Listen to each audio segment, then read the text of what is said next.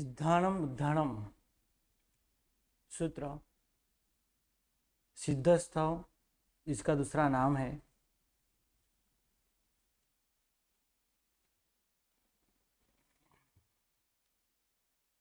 जो सिद्ध हो चुके हैं,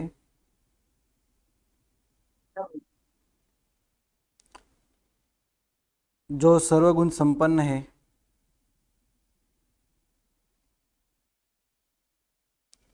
बुद्धानम जो ज्ञान गुण से संपूर्ण है,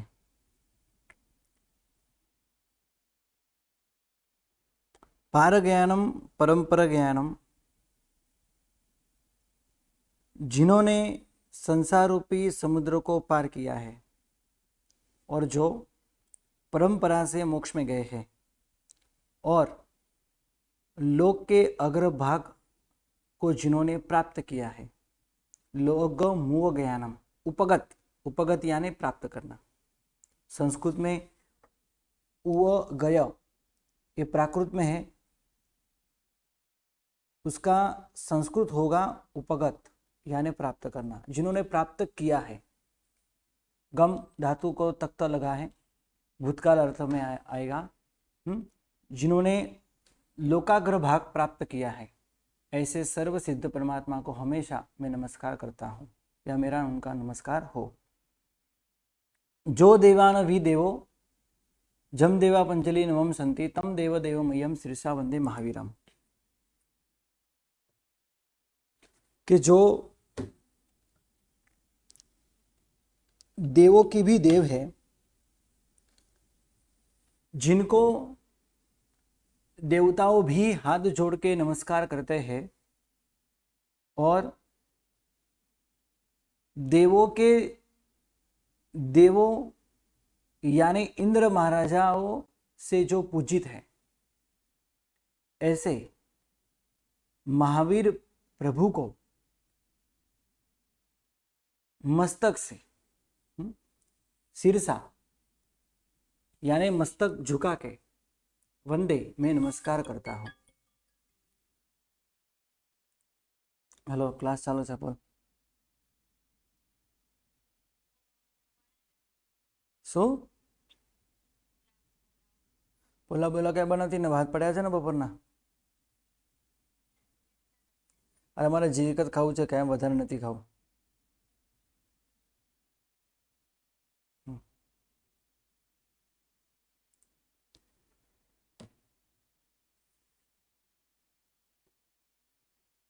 इकोवी नमुक्कारो जीनवर वसहस्व बद्धमानस संसार सागर आओ तारी नर्म नारिंबा। प्रणाम प्रणाम, शू करो छो भाई? हाँ મને ખબર પડી ગઈ। હવે વાત એમ છે કે આપણે હા તમારું શું છે ઘરે જવાનું, ક્યારે જવાના છો?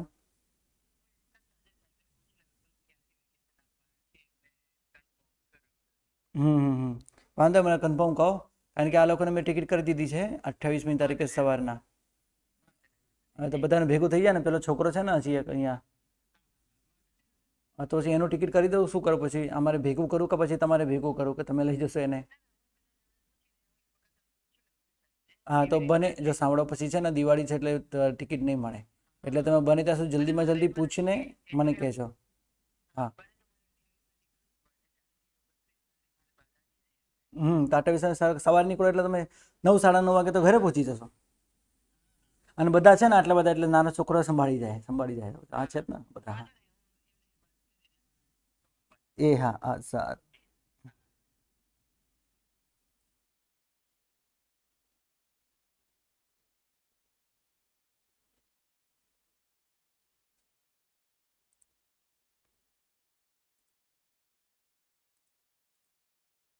तो इक्कोवी नमुक्कारो जिनवर वसस्वबद्ध मानस संसार सागर आओ तारी ई नरम नारिम्बा। एक भी किया हुआ नमस्कार जो जिनेश्वरों में वृषभ समान ऐसे वर्धमान स्वामी को, एक भी किया हुआ नमस्कार इक्कोवी नमुक्कारो संसार सागरा वो तारी ई नरम बना। संसार रूपी सागर से नर और नारी को, मनुष्यों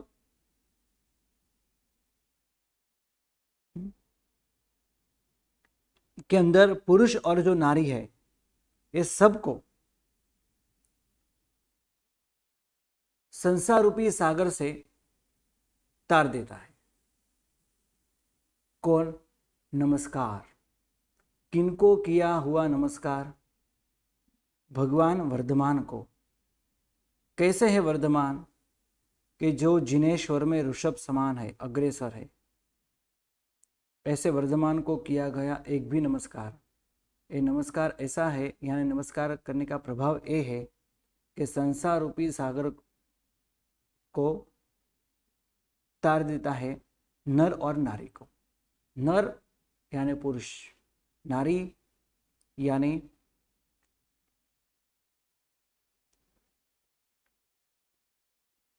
नारी, सबको बताएं। यहाँ पे दिगंबर मत का खंडन किया है। ऐसा कहा जाता है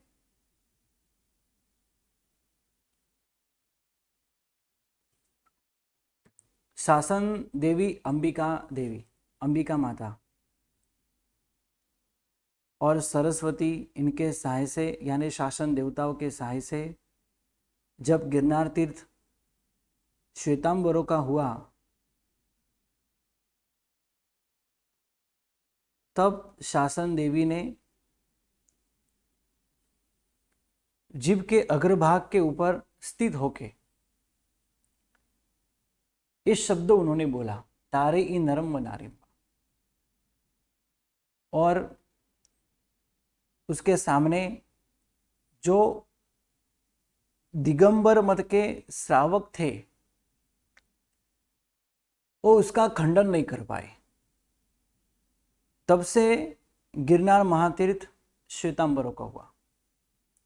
ठीक है, श्वेतांबर और दिगंबर में बहुत अंतर नहीं है, दोनों की मान्यता एक ही है। अंतिम चरण में सब त्याग करके मोक्ष को प्राप्त करने का सबका ध्येय लक्ष्य और एक ही है, नमो सिद्धानम। अंतर थोड़ा सा है जो व्यवहारिक धर्म में है। दिगंबर के अनुयायी दिशा को ही अंबर मानते हैं।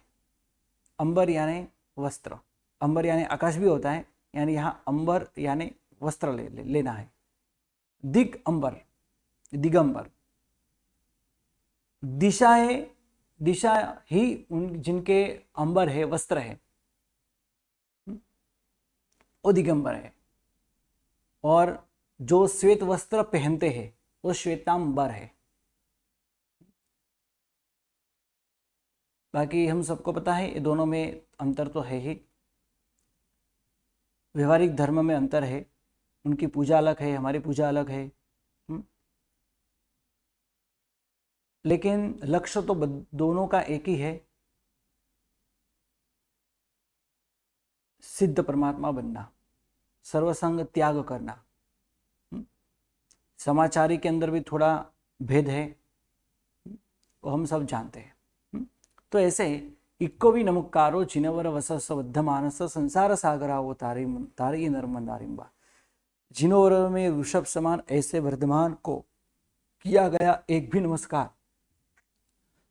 नर और नारी को संसार रूपी समुद्र से तारता है। इसलिए जब भी हम भगवान को नमस्कार प्रणाम आदि करते हैं तो भावपूर्वक करना चाहिए। अनंत अनंत ऐसे जीवों हैं कि जिन्होंने सिर्फ भगवान का मुख देखा और नमो जिनानम किया, केवल ज्ञान की प्राप्ति हुई और मोक्ष में गए। ऐसे कितने जीव हैं? अनंत अनंत है। इसलिए तो यहाँ पे कहते हैं कि इक्को भी नमुक्कारो, एक भी किया हुआ नमस्कार।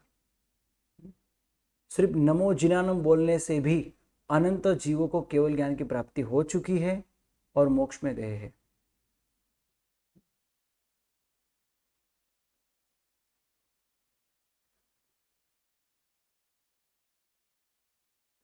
उसकी अनेक कथाएं भी है, जब इसका टाइम आएगा तो हम बताएंगे। चलो हम आगे बढ़ते हैं। अभी भगवान को यहाँ पे वृषभ समान बताया है। क्यों? कोई कह सकता है? भगवान को यहाँ पे वृषभ समान बताया क्यों? क्योंकि गुरुजी, क्योंकि ऋषभ में बल सबसे अधिक ज्यादा माना गया है इसके लिए। और कुछ? सही है, बराबर है।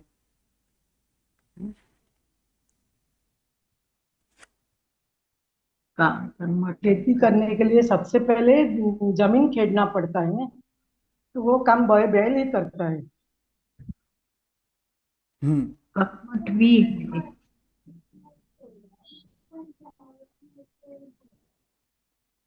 ओके।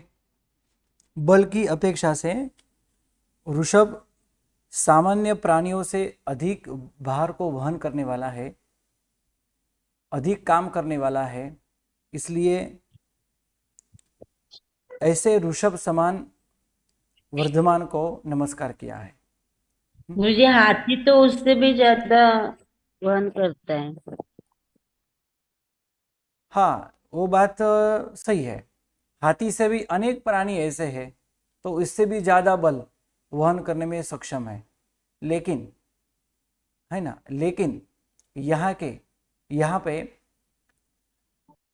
जो प्राणी अत्यंत शुभ गिना है, जिसकी गिनती शुभ प्राणियों में की गई है, हाथी की भी की है, ऐसा नहीं है, राइट। लेकिन यहाँ पे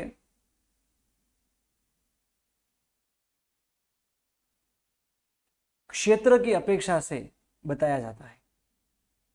क्या? जैसे हाथी है, हाथी बलवान है, वहन करने में सक्षम है, लेकिन देखो वहन करने का इसका स्वभाव नहीं है हाथी का, राइट।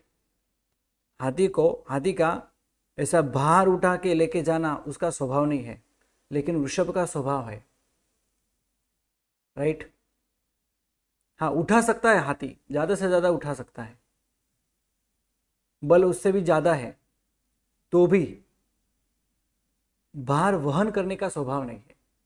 और यहाँ पे भार वहन करने की ही बात है, क्योंकि सच्चे साधु, पंचमहाव्रतधारी साधु, वो 18,000 शिलांग रूपी रथ को वहन करने में सक्षम है, राइट।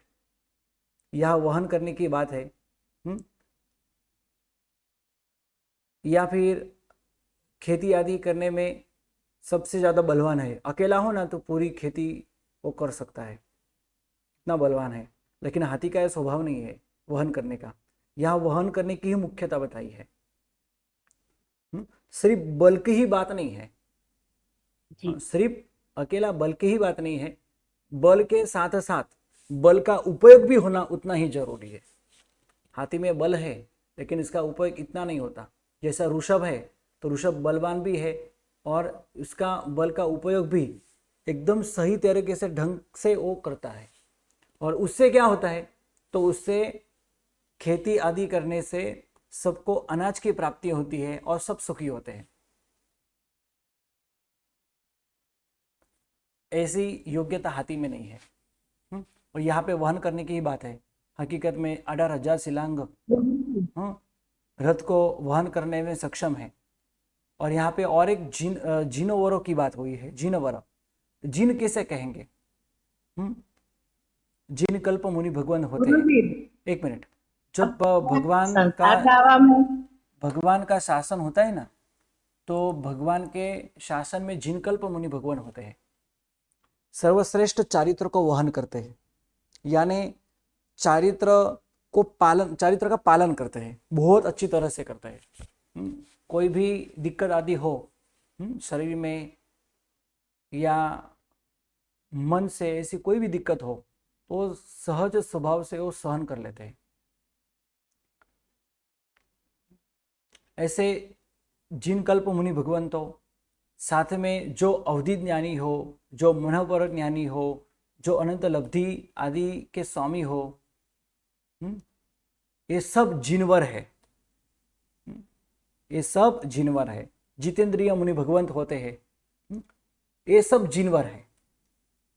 और आगे बात करें तो 13वें गुण स्थानक पे जिन्होंने केवल ज्ञान की प्राप्ति की है वो भी जिन है, वो भी जिन है। और ऐसे सभी जिनों वर में, सभी जिनों में सर्वश्रेष्ठ यानी जिनवर, जिन यानी जिन्होंने राग द्वेष को जीता है, जिन्होंने पांचों इंद्रियों को काबू में किया है। और ऐसे ही 18,000 शिलांग ये ब्रह्मचर्य के जो प्रकार है उसमें पालन करने में जो संपूर्ण सक्षम होते हैं, समर्थ होते हैं। 22 आदि परिशह है उनको सहन करते हैं। तो ये सभी चारित्र के नियमों के, चारित्रों के अनेक प्रकार जो है ये सभी में पालन करने में सर्वश्रेष्ठ जितेंद्रिय मुनि भगवान आदि होते हैं। ये सब जिन है। और जिन कहाँ से मिलते हैं हमको, मतलब कहाँ से हम कह सकते हैं तो 6ठे 7वें गुण स्थानक से जिन होते हैं।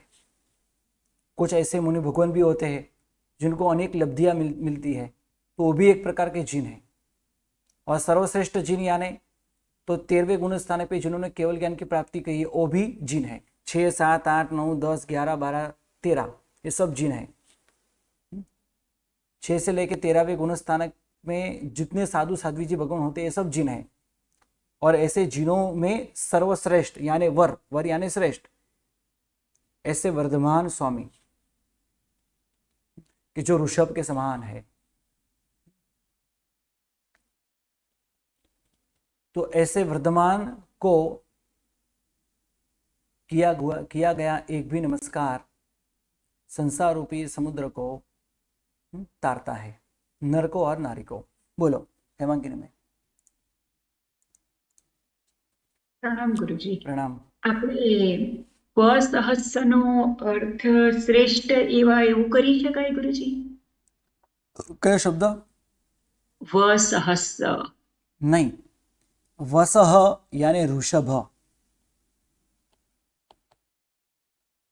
राइट। और ये स है ना, आप आगे शायद प्राकृत पढ़ोगे तो प्राकृत की भी 6 विभक्तियां हैं। प्रथमा विभक्ति, द्वितीय विभक्ति, ये षष्ठी विभक्ति है। षष्ठी एक वचन है, ये षष्ठी एक वचन है। और ये भी षष्ठी एक वचन है, वद्धमानस। और ये इसका विशेषण है। और विशेषण विशेष्य दोनों एक ही विभक्ति में होते हैं।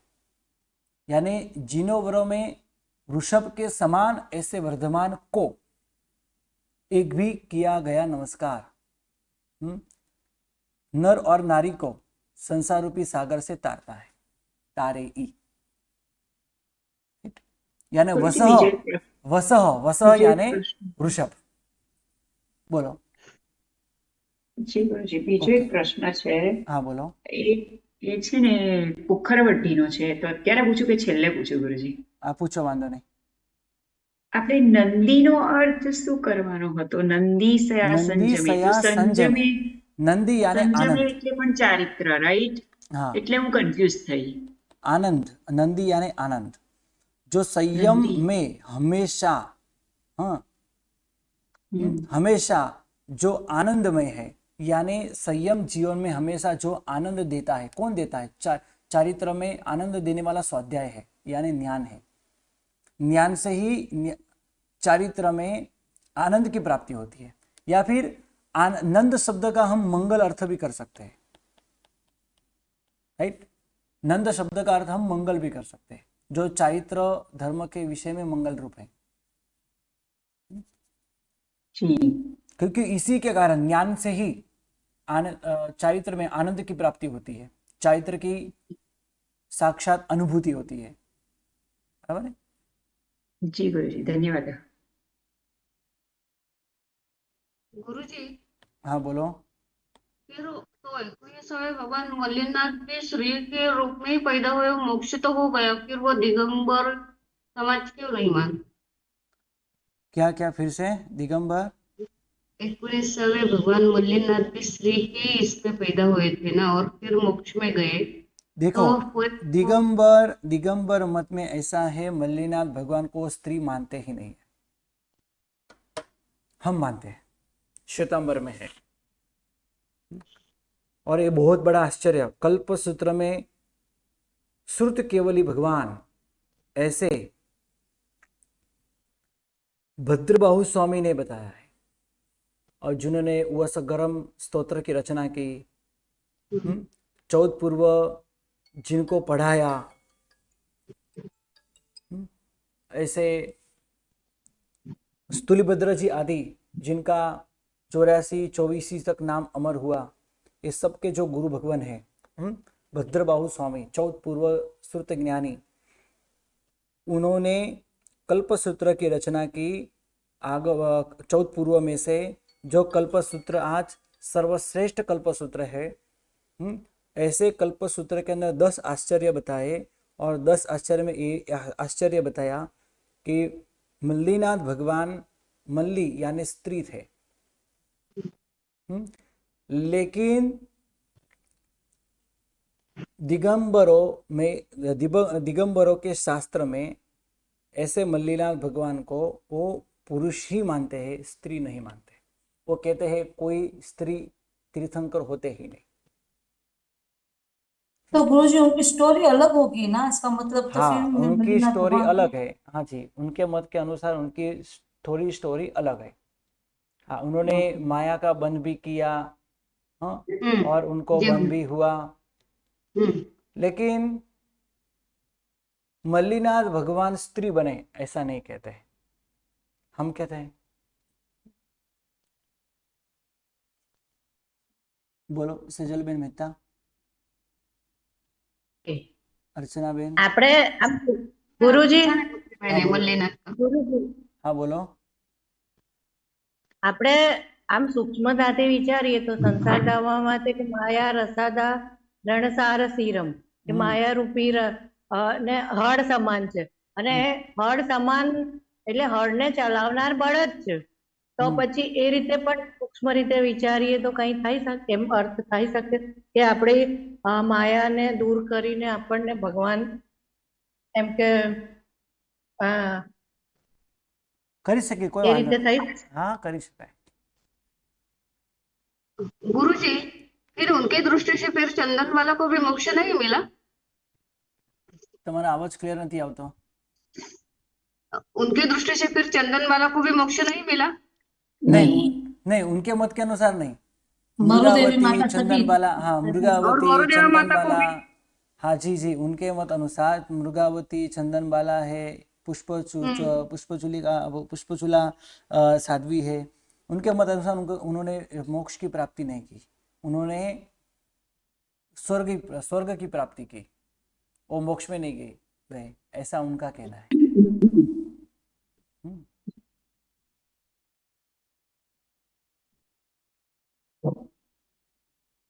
गुरुजी फिर इतना अगर मतभेद है तो फिर ये मोक्ष तो हो गया, पुनर्जन्म थोड़ी हुआ उन सबका, आत्माओं का। मृगावती है, चंदनबाला है, मरुदेवी होगा, माता उनके है। हिसाब से होगा। मानते अपन मानते हैं मोक्ष में जाने वाला, तो वो भी वो मोक्ष में जाएंगे तो इसके पहले पुरुष ही बन के मोक्ष में जाएंगे, स्त्री जी। हाँ, और तब स्त्री तो गुरुजी भेद उनका मानते सब हैं। बात भी हुआ होगा ना पूर्वाचार्यों का।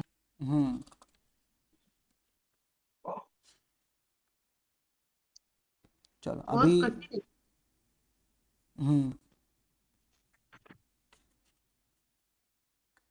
आगे हम आगे बढ़ते हैं अभी। तो गुरुजी मीन्स कि उनका मत यही रहता है कि स्त्री मोक्ष जाती ही नहीं है। हाँ नहीं जाती, उनका मत यही है। अच्छा। अभी उनकी यहाँ पे पुरुष प्रधान थॉट्स।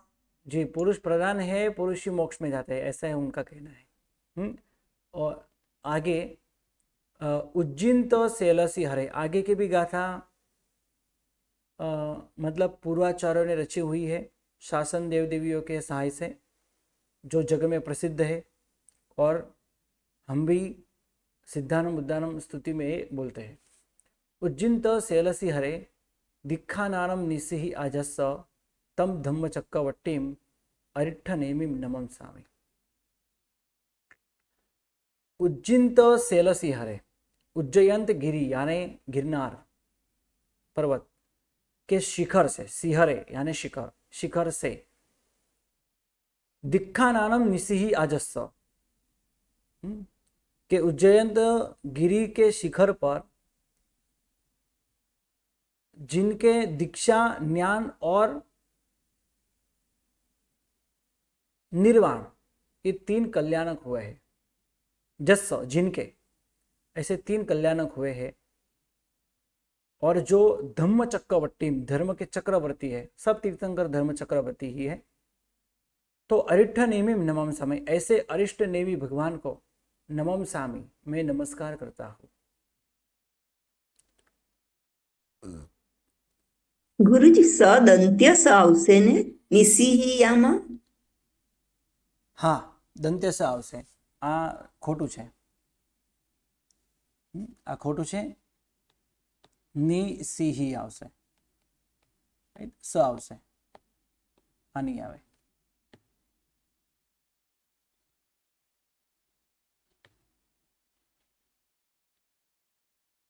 तो दिक्खानानम निसिहि आजस्स तम धम्मचक्रवर्तीम अर्थनेमिं नमस्सा, उज्जयंत सेलसिहरे। सेल संस्कृत में इसके लिए शब्द है शैल, शैल यानी पर्वत, सिहरे यानी शिखर, सिहरे यानी शिखर, उज्जिंत यानी उज्जयन पर्वत यानी गिरनार, गिरनार तीर्थ के शिखर पर जिनके दीक्षा, ज्ञान और निर्वाण, निसिहि, निसिहि यानी निर्वाण, ऐसे जस्स जिनके कल्याणक हुए हैं, ऐसे अरिष्ठ नेमी और धर्म चक्रवर्ती, ऐसे अरिष्ठ नेमी यानी अरिष्ट नेमी यानी 22वें तीर्थंकर नेमिनाथ भगवान, नमम सामी, मैं उनको नमस्कार करता हूँ। आगे की गाथा प्रसिद्ध है। चत्तारी अट्ठ दसो द्वय वंदिया जीनवरा 24 परमट्ठ निट्ठी अट्ठा सिद्धा सिद्धि मम दिसंतु।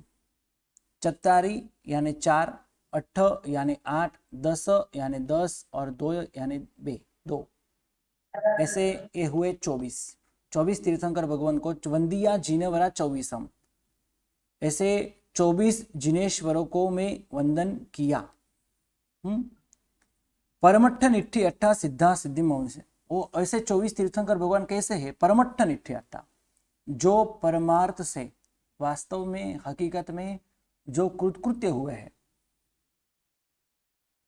कृतकृत्य यानी मोक्ष में जाने के लिए जो कृत्य, कर्तव्य उनको करना है, वो कृत यानी जिन्होंने ये कर लिया है।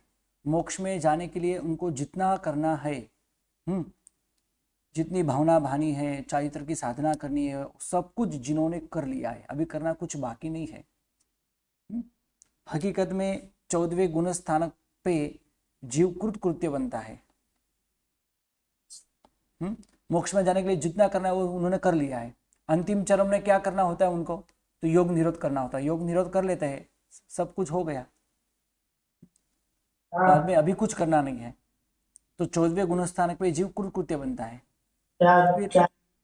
फिर हम ऐसा भी कह सकते हैं कि सिद्ध शिला में वो कृतकृत्य बन जाते हैं। बाकी के 4 कर्म का गुरुजी क्या वर्ड बोल रहे हैं आप? कृत, फिर से यहाँ पे लिखता हूं, देखो, कृत्य, राइट, कृत्य यानी कर्तव्य। मोक्ष में जाने के लिए क्या क्या करना चाहिए, वो कर्तव्य है। और कृत, तक्त है, कृ धातु है संस्कृत में, और तक्त भूतकाल में, यानी कृत यानी कर लिया है। मोक्ष में जाने के लिए जितनी आराधना करनी है उन्होंने कर ली है, अभी करना कुछ बाकी नहीं है, सब कुछ जिन्होंने कर लिया है। जैसे घर में आप रसोई बना देते हो, खाने वाले 5-6 जन हो और अपने रसोई सब कुछ बना के रख दी, तो रसोई का काम पूर्ण हुआ, कृतकृत्य हुआ, पूर्ण हो, जो करना था सब कुछ कर लिया, सिर्फ खाना ही बाकी है। बस यहाँ पे ऐसा ही है, मोक्ष में जाने के लिए जो भी कुछ करना है सब कुछ कर लिया है, अभी करना कुछ बाकी नहीं है। कृत यानी कर लिया है, कर्तव्य। मोक्ष में जाने के लिए जितना करना है वो सब कुछ जिन्होंने कर लिया है। ऐसे परमात्मा से हकीकत में जो कृत्य बने हैं, कौन बने हैं? तो सिद्ध परमात्मा। हकीकत में सिद्ध परमात्मा कृत्य है। हाँ, मोक्ष में जाने, अभी मोक्ष में थे, मोक्ष में ही है, अभी मोक्ष में जाने के लिए कुछ करना नहीं है उनको, अभी कर लिया है सब कुछ। अंतिम चरण में 14वें गुण स्थानक पे भी उनको 4 अघाती कर्मों का क्षय करना बाकी था, वो भी कर लिया। यानी 14वें गुण स्थान के अंतिम क्षण में, अंतिम समय में वो कृतकृत्य बन जाते हैं और ऑटोमेटिक सिद्ध परमात्मा बन जाते हैं। यानी परमार्थ से जो कृतकृत्य बने हैं, ऐसे सिद्धा यानी सिद्ध जो हो चुके हैं, ऐसे सिद्ध परमात्मा सिद्धि मम दिशंतु, मुझे भी सिद्धि प्रदान करो। चलो, विशेष अर्थ हम बाद में परसों देखेंगे, कल छुट्टी है, कल स्वाध्याय नहीं है, तो अब पुनरावृत्तन कर सकते हैं, ये सब कुछ याद कर सकते हैं। 4 8 10 उनके अलग अलग अर्थ भी हैं। इसके भी हम यहाँ पे बात करेंगे, इतने सारे अलग अलग अर्थ हो रहे हैं यहाँ पे। चलो बस आज इतना ही। प्रणाम। गुरुजी प्रणाम।